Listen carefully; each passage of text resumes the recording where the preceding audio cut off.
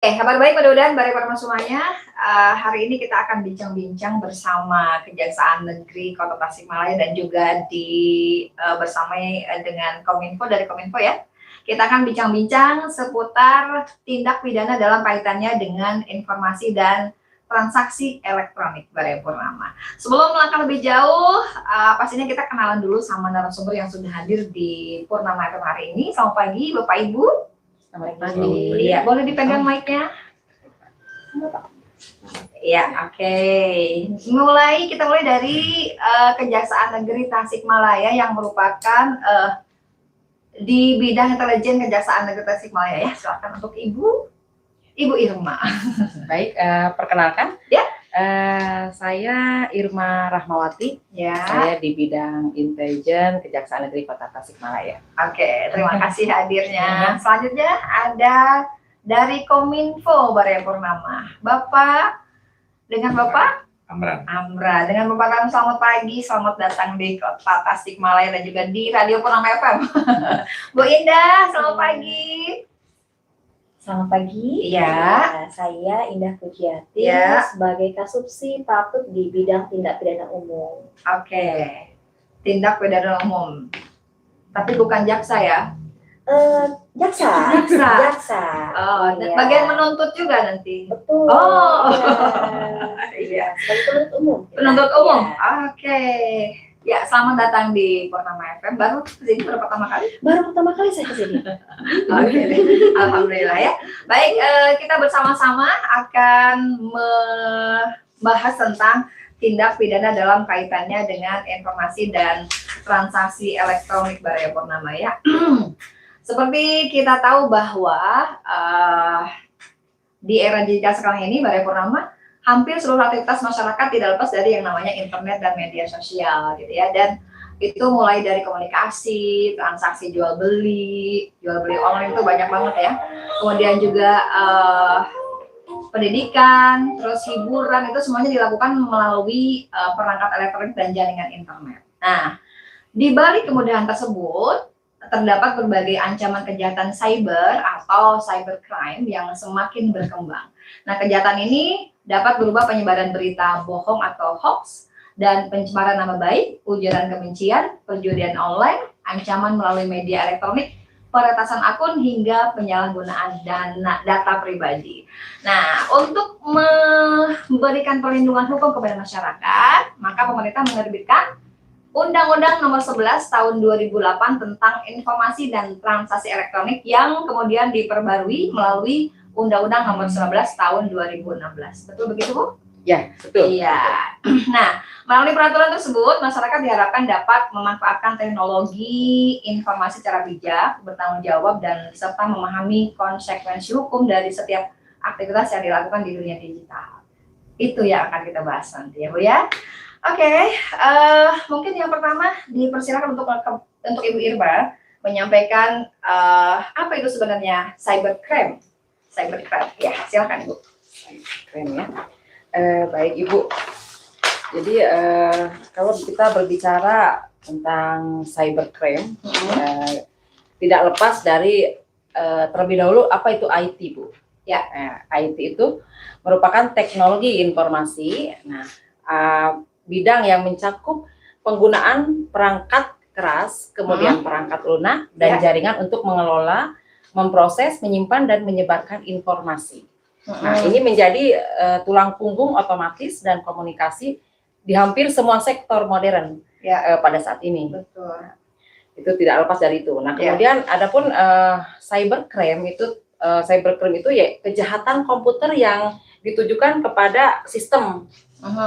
Nah, sistem atau jaringan komputer yang mencakup segala bentuk baru kejahatan yang menggunakan bantuan sarana media elektronik, internet. Nah, kemudian cybercrime merupakan suatu tindak kejahatan di dunia alam maya, ya, yang dianggap bertentangan atau melawan undang-undang yang berlaku. Begitu. Cybercrime seperti itu ya, Bare Purnama. Mungkin bisa disampaikan juga tentang ciri-ciri cybercrime itu sendiri seperti apa? Untuk ciri-ciri cybercrime itu terdapat penggunaan teknologi informasi, kemudian alat bukti digital, kemudian pelaksanaan kejahatan berupa kejahatan non fisik atau cyberspace. Kemudian proses penyidikan melibatkan laboratorium forensik komputer.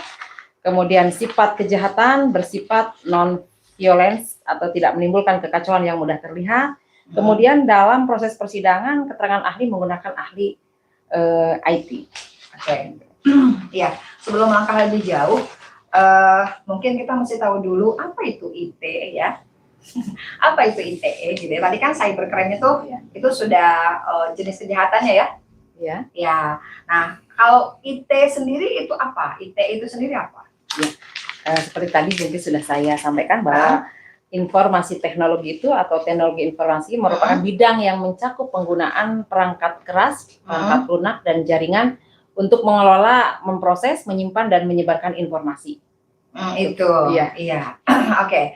Baik, Mbak Deborah, itu sekilas tentang cybercrime dan juga IT. Dan tentu saja kita harus tahu juga atau akan kita sampaikan juga tentang apa sebenarnya hal yang penting kita ketahui tentang dunia IT. Mungkin ya Bu ya? Ya. Aha. Oke, atau tujuannya apa IT, manfaatnya apa IT, gitu. Silakan di. Mungkin Bapak dari Bapak bisa menambahkan? Silakan. Iya ya, yang menguasai itu Bapak ya. Silakan Bapak. Iya, monggo.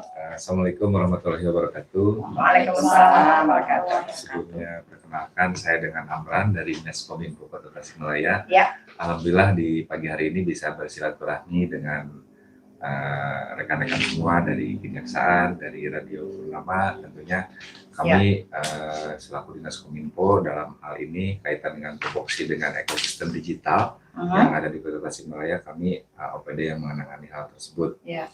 Nah, kaitan dengan Undang-Undang ITE atau Informasi Teknologi Elektronik, Informasi Transaksi Elektronik, maaf.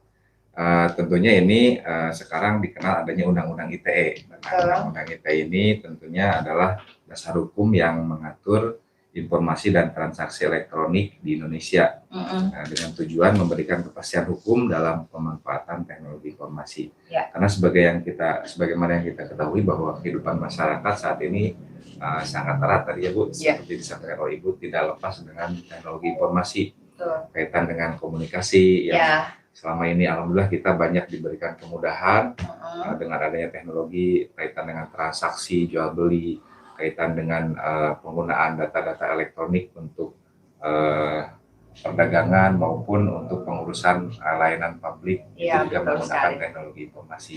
Sehingga dengan adanya penggunaan teknologi ini juga muncul kejahatan dari sisi teknologi informasi, dan ini yang diatur dalam Undang-Undang ITE ini. Tadi sebagaimana disampaikan juga bahwa undang-undang ini sudah mengalami 2 kali perubahan, termasuk perubahan yang kedua melalui Undang-Undang Nomor 1 Tahun 2024. Mungkin itu saja Bu, sebagai pengantar.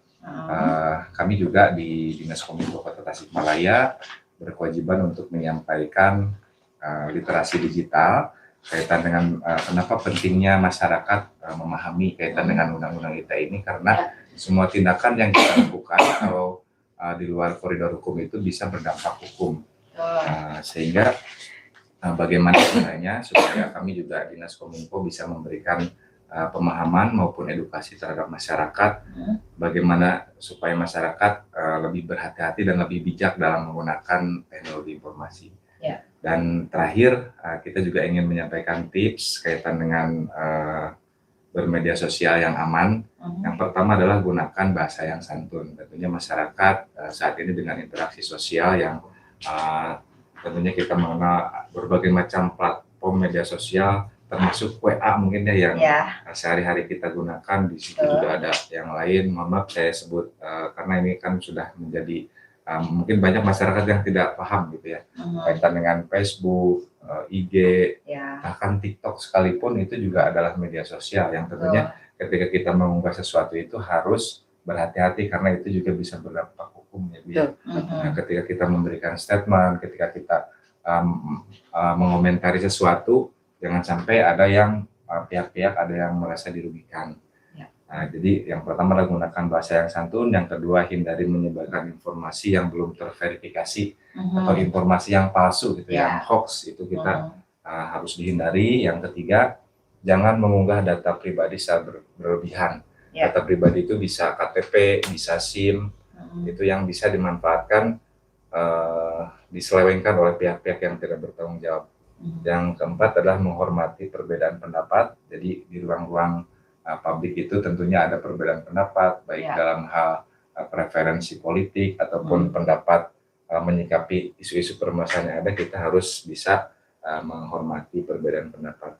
Dan yang kelima adalah pahami konsekuensi hukum dari setiap unggahan yang kita lakukan.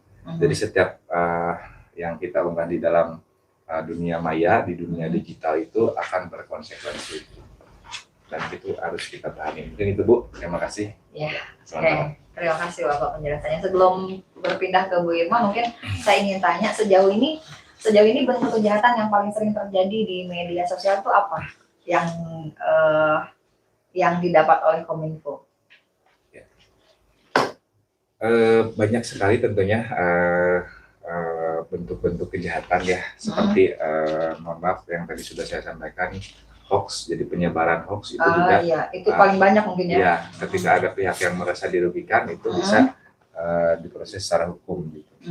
Lalu kalau misalkan sebetulnya transaksi elektronik ini kan bentuk dari aktivitas masyarakat. Jadi semua yang sifatnya kejahatan, misalkan pencemaran nama baik gitu ya, terus perjudian, kan ini juga sekarang marak judi online gitu, itu juga sama bentuk pidana ya Bu ya. Betul. Terus ada prostitusi online, mohon maaf ya, itu juga sama. Nah jadi kita juga menghimbau masyarakat untuk menghindari lah, karena untuk yang sifatnya ekosistem digital itu sebetulnya bisa di-track gitu, bisa dengan mudah. Jadi ada rekam jejak digital sehingga kita harus lebih bijak Bu dalam menggunakan platform digital, meskipun mudah tapi itu juga berkonsekuensi. Jadi lebih hati-hati saja untuk menggunakan platform digital. Oke, baik, terima kasih Bapak atas penjelasannya. Lanjut kembali ke Bu Irma, barangkali bisa disampaikan tentang jenis-jenis kejahatan apa sih yang termasuk dalam cybercrime? Ya. Jenis-jenis kejahatan yang termasuk dalam cybercrime itu diantaranya, selain tadi yang sudah Bapak dari Pak Arman itu sampaikan, betul. Kemudian ada lagi ini diantaranya cyber teroris. Cyber teroris itu teroris internet, gitu kan. Kemudian cyber pornografi. Nah, cyber pornografi itu yaitu termasuk yang pornografi anak, pornografi anak. Kemudian cyber harassment. Cyber harassment itu pelecehan seksual melalui email, website atau chat program.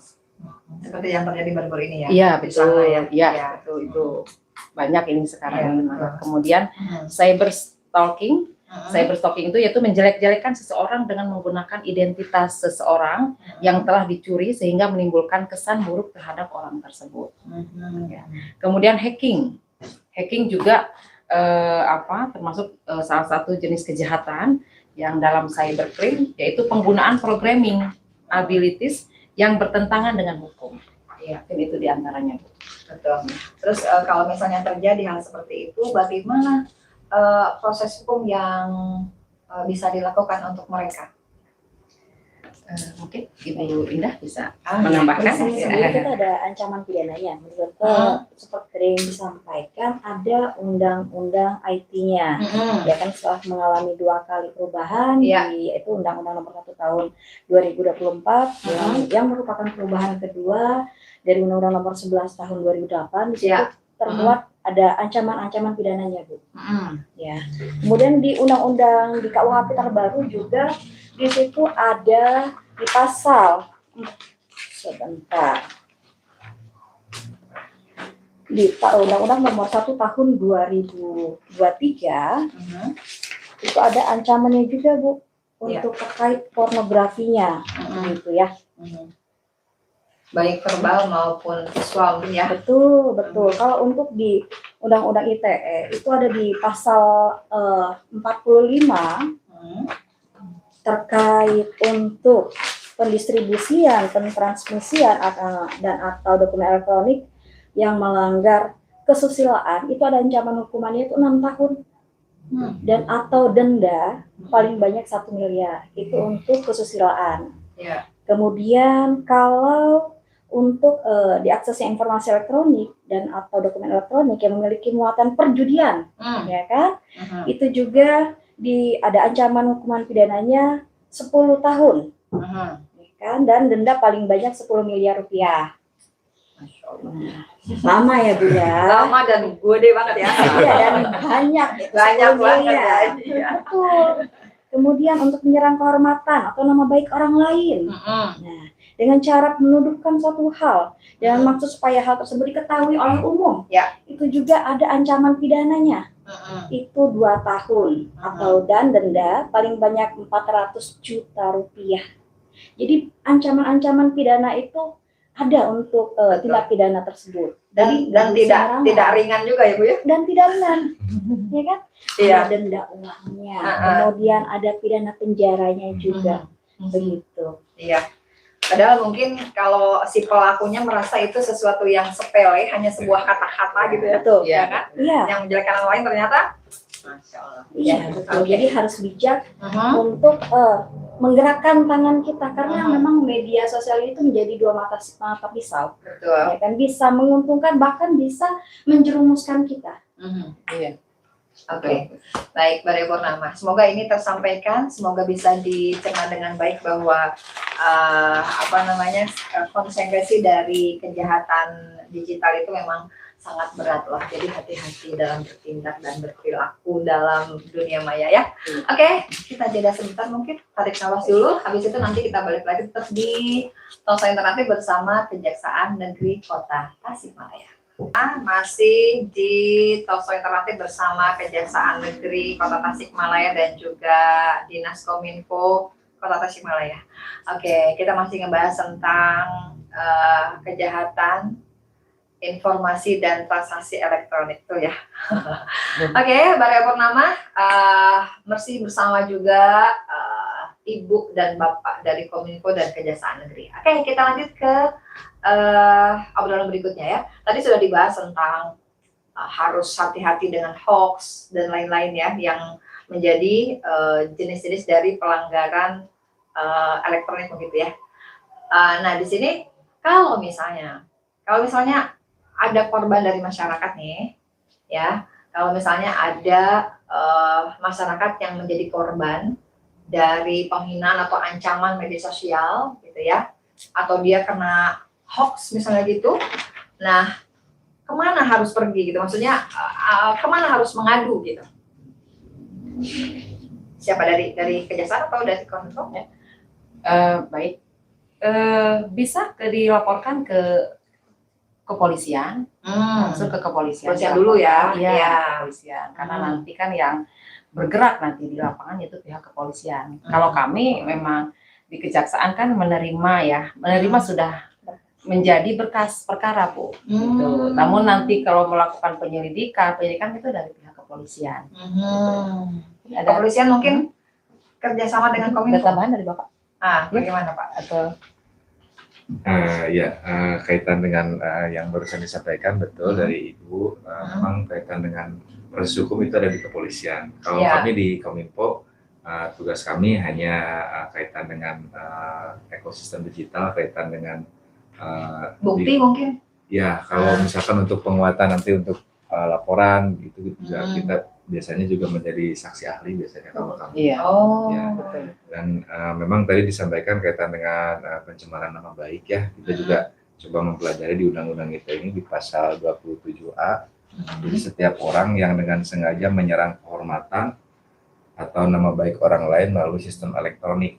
Nah, jadi di sini ada unsur-unsur yang menjadi catatan. Yang pertama adalah ada pihak yang dirugikan. Nah, jadi ketika ada pihak yang dirugikan, tadi betul yang dikatakan oleh Ibu, itu bisa melaporkan, awalnya prosesnya ke kepolisian, lalu yang kedua ada tuduhan atau pernyataan yang menyerang kehormatan. Nah, ini sebagai buktinya mungkin nanti bisa di screenshot gitu ya, lalu dicetak dan dilaporkan. Lalu yang ketiga adalah dilakukan melalui media elektronik ya, salah satunya adalah melalui medsos yang sekarang telah terjadi ya. Dan itu memang untuk ancaman pidana dan juga ada dendanya juga. Nah ini jadi kita meskipun ini termasuk delik aduan, makanya kita juga harus berhati-hati dalam menggunakan platform digital. Itu Bu. Ya, betul. Sebenarnya banyak kejadian ya, kalau saya simak atau saya amati di media sosial seperti Facebook itu kan suka banyak ada yang hacker-hacker kayak gitu ya. Tapi mungkin si korbannya itu tidak melapor gitu karena beberapa minggu kemudian akunnya kembali sehat gitu, kembali normal gitu ya. Nah kalau kejadian itu mungkin kalau tidak melapor tidak ada tindakan apa-apa ya? Iya, betul. Tidak ada tindakan apa-apa. Iya, harus dilaporkan memang. Iya. Yang merasa dirugikan laporkan. Kemudian kan banyak juga kejadian di WhatsApp misalnya tuh, banyak juga yang nomornya kena hack juga, gitu. Terus melakukan tiba-tiba minta transfer. Iya, minta transfer kayak gitu. Ke teman. Iya, ada pernah kasus seperti itu yang melapor ke kejaksaan atau kepolisian atau Kominfo gimana? Kalau sejauh ini kalau ke kami tidak ada Bu, tidak ada yang melaporkan. Mungkin kalau ke kepolisian saya tidak tahu ya karena beda ini gitu. Cuman dalam hal ini mah kita sendiri yang harus hati-hati. Kita sendiri harus hati-hati, jangan sembarangan karena memang kejahatan di di internet di media sosial kan banyak sekali. Jadi kitanya yang harus waspada, ekstra waspada, hati-hati.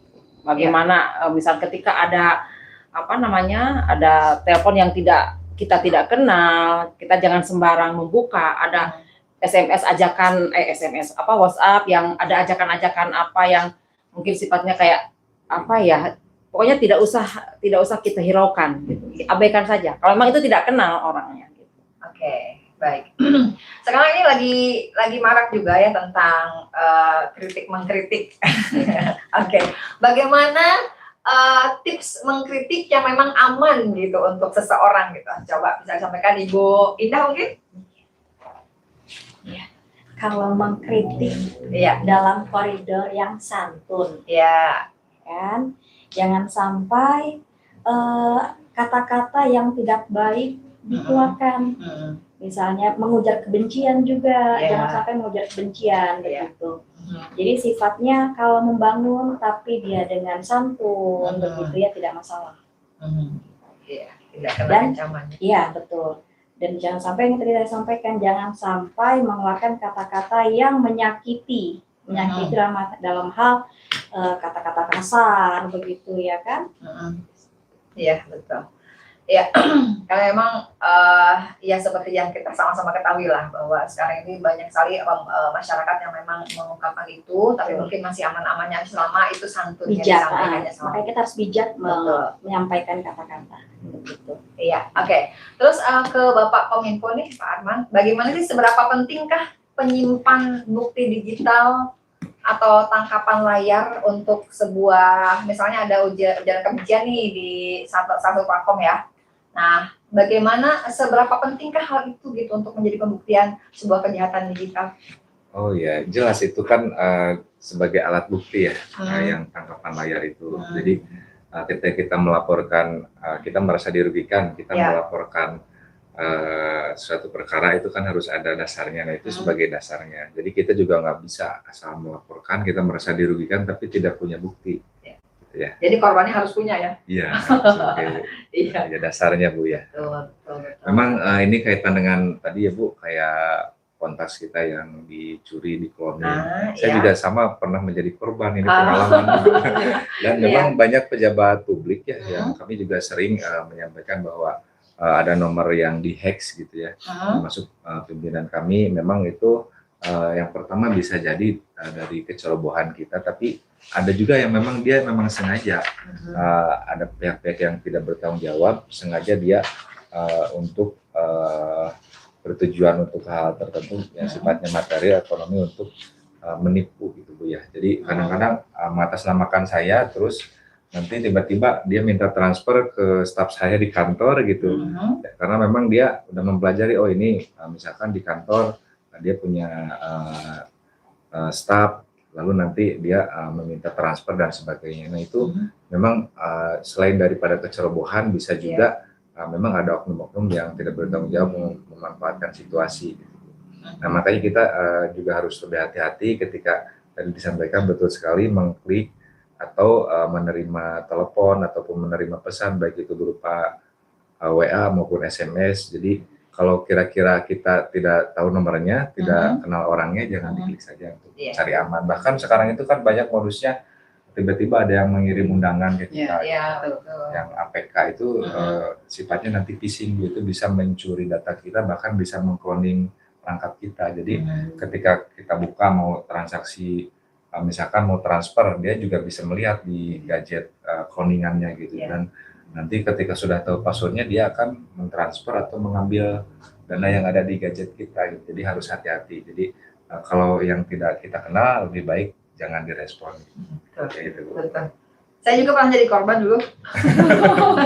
Maksudnya kan ada di IG gitu, ada katanya kalau transfer ke bank lain itu bisa gratis, gitu kan? Klik ini katanya, klik ini minta dan lain-lain, minta semuanya. Tahu-tahu dana keluar dari rekening Anda. Begitu, untungnya nggak banyak. Iya, itu sayanya lagi nggak konsen mungkin gitu ya, jadinya kena. Terus gini, lanjut selanjutnya kita ke apa sih namanya, ke sanksi-sanksi hukum yang ditangani di kejaksaan sendiri ya. Sejauh ini perkara apa yang sudah masuk di ranah dunia maya yang masuk ke kejaksaan? Sudah ada kah? Kalau saya sendiri jarang ya menangani perkara yang berkaitan dengan IT. Gitu. Barangkali Bu Indah udah pernah?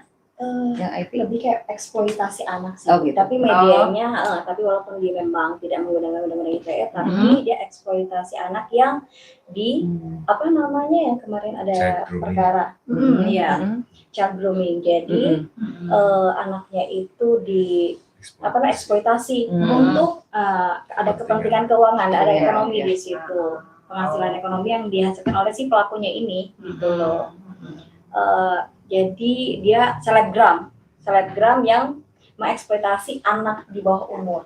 Gitu. Sebenarnya kalau perkara yang berkaitan dengan undang-undang IT ini ada banyak yang masuk ke kejaksaan, tapi kebetulan saya juga belum kalau di sini saya belum menangani, kebanyakan menangani perkara yang lain gitu, narkoba. Tapi kalau untuk perkara IT sendiri ada gitu, masuk ke kejaksaan dari Polres, dari kepolisian gitu. Berarti kan memang perkaranya ada gitu, ada apa yang terjadi di masyarakat, kemudian dilaporkan ke kepolisian, kemudian masuk di kejaksaan. Iya, di proses hukum. Kemarin ada judol ya, ada ya. Judol ada. Siapa yang menangani ya, Pak? Kemarin Pak Ahmad Sidik bukan? Iya, ada ya. Ada judol. Jadi tentang judi online, Bu. Iya. Ada banyak yang masuk ke kejaksaan. Oke. Saya dengar juga kalau yang kasus judol itu hukumannya juga lumayan lama ya. Judol itu 6 tahun. 6 tahun ya? 6 tahun. Denda juga ya? Iya, betul. Denda. Denda. Oke. 1 miliar. Baik. Kita jeda dulu beberapa saat. Nanti kita kembali lagi untuk Talkshow Interaktif bersama Kejaksaan dan Kominfo Tasikmalaya. Oke, masih dari Legend Ibrahim Maidi, Indian Tasikmalaya Barakorama, 87,9 FM Purnama Beedas, dan kita masih bersama Kejaksaan Negeri Kota Tasikmalaya dan juga Kominfo Tasikmalaya dalam Talkshow Interaktif mengenai tindak pidana dalam kaitannya dengan informasi dan transaksi elektronik. Iya, kita sudah sampai di sesi terakhir. Sebelumnya ada pengguna gadget. Pengguna gadget itu kan tidak hanya orang tua ya, tapi banyak juga anak-anak yang usianya SD lah, SD, SMP, SMA, SD yang terutama mungkin anak-anak yang di bawah umur gitu. Nah, bagaimana peran keluarga atau sekolah dalam mencegah kejahatan cyber terhadap anak-anak seperti itu gitu? Barangkali dari Kominfo? Ya, kaitan dengan anak-anak tentunya sama, kita harus memberikan pemahaman edukasi terhadap keluarga kita. Tentunya di lingkup terkecil, kaitan literasi digital itu yang pertama adalah terhadap keluarga kita tentunya. Apalagi sekarang ini kan betul sekali banyak anak-anak yang semenjak usia ini sudah mengenal gadget, bahkan bukan hanya SD, Bu, balita pun kadang-kadang orang tua karena anak-anak senang main game atau ya. misalkan nonton video di betul. aplikasi video gitu ya, daripada rewel dikasih HP. Nah itu juga kadang-kadang mungkin apakah itu mendidik atau tidak, ya kita juga harus menyadari bahwa ketergantungan terhadap gadget juga menjadi edik tersendiri, sehingga kita juga harus bisa lebih bijak dan bisa menjelaskan terhadap anak-anak kita, terhadap keluarga kita. Gitu. Ya, terima kasih Pak. Mungkin ada tambahan Ibu, silakan. Ada tambahan Ibu ya. Jadi ya kita terutama nih orang tua, selaku orang tua kita harus betul-betul tega ya. Tega itu dalam artian tega untuk melarang atau membatasi penggunaan gadget terutama untuk anak-anak. Jadi contohnya begini Bu, misalnya anak itu dibatasi boleh main gadget, boleh main handphone, namun harus ada aturannya. Ada aturannya. Kita selaku orang tua dong yang tentunya memberikan aturan-aturan seperti itu. Kapan waktunya belajar ya belajar, kapan waktunya tidur ya tidur, jangan terus main HP. Karena kan nanti efeknya kan ke kesehatan, selain kesehatan fisik juga ke kesehatan mental bagi anak tersebut gitu. Jadi kita selaku orang tua yang harus keras dalam, bukan keras secara bagaimana, bukan tegas, betul, tegas kepada anak, dibatasi gitu. Pengguna boleh main handphone tapi ada batasannya gitu. Jadi kapan waktunya belajar ya belajar, waktunya sholat, waktu makan. Jangan sampai main gadget tuh lupa segalanya, lupa belajar, lupa sholat, lupa makan. Nah, waktunya tidur, nanti main HP lagi besok bisa gitu. Itu pun kan mungkin kalau pas sekolah kan sekolah. Nah, begitupun di dunia pendidikan, memang sebaiknya dari pihak sekolah itu juga memang dilarang gitu untuk anak membawa handphone, kecuali ada mata pelajaran yang memang mengharuskan anak menggunakan HP, Pak. Kan ada juga ya yang harus membawa HP gitu. Nah, kecuali itu silahkanlah membawa HP, menggunakan HP. Tapi selain itu, selain tidak terkait dengan pelajaran, sebaiknya tidak dianjurkan untuk membawa HP untuk anak gitu. Apalagi anak SMP gitu kan, apalagi SD gitu. Mungkin ada tambahan dari ini? Terima kasih Bu. Nah, untuk Bu Indah ini ada pertanyaan khusus nih. Untuk masyarakat Kota Kabupaten Tasikmalaya, kota dan kabupaten di akhir pendengar kita, ini terkait penggunaan media sosial, bagaimana sarannya dari Bu Indah agar masyarakat itu bisa menggunakan media sosial itu dengan bijak dan taat hukum? Kembali lagi supaya bijak dan taat hukum. Nah, itu. Bijak juga kita menggunakan sosmed, jari-jari kita hati-hati, ya kan? Kehati-hatian dalam berucap, ya kan, di media sosial. Kemudian hati-hati juga mengirimkan data-data kita, ya. Hati-hati kita. Ucapan, tindakan, nggak hanya di dunia nyata. Di dunia maya pun harus dihati-hatikan, diperhatikan. Itu saja ya. Iya, itu saja. Oke, baik. Kita sudah sampai di penghujung acara. Terima kasih banyak saya ucapkan untuk Bu Irma, Pak Arman, dan Bu Indah sudah hadir di Talk Center hari ini.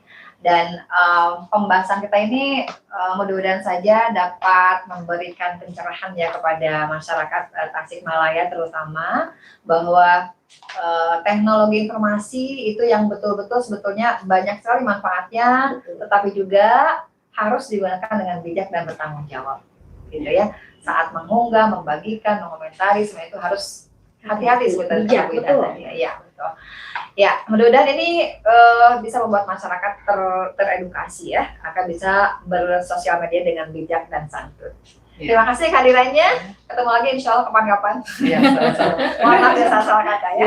Baik, pada pertama kami pamit. Terima kasih banyak atas perhatian semuanya. Selamat pagi dan wassalamualaikum warahmatullahi wabarakatuh. Terima kasih ya teman-teman.